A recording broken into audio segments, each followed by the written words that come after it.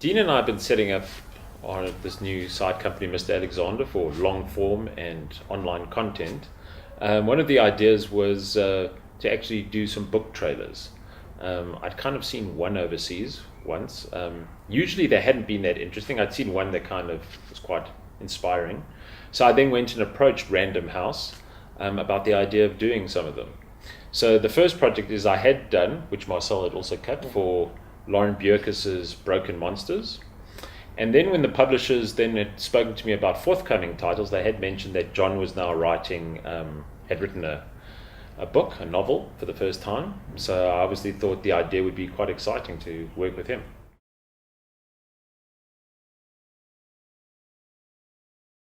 For me, generally when I'm cutting a commercial, I start with the payoff line. I don't really pay attention to the rest of the script initially. When I'm selecting, which is the process that comes kind of before you edit, as you know, you have to select first. So I go through the whole process trying to hit the end line, the payoff line, as hard as I can. So my whole selection process is based on that.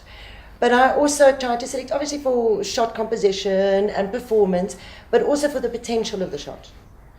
And then I will generally start off cutting the script version, and then I will embellish on that afterwards so that people can see, okay, well, that's what the script is going to work like, and then this is what we can do with it.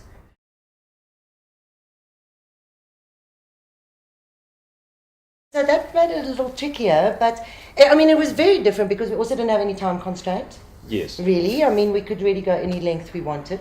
But I think it became a case of visually representing what was written, how the book was written, to get the visual structure and timing of what was written.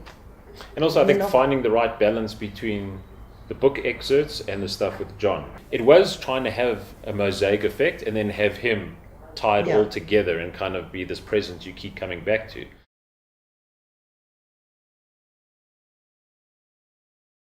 You can't give anything away of the book.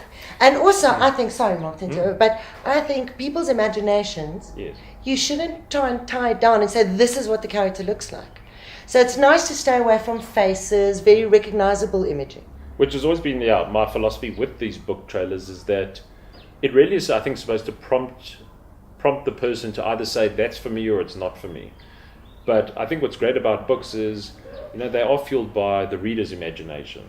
And I never really wanted to ever say that's who this character, what they look like, or it's just to give you, I think, a sense of the atmosphere and the tone. Yeah. And rather, let your mind embellish the rest.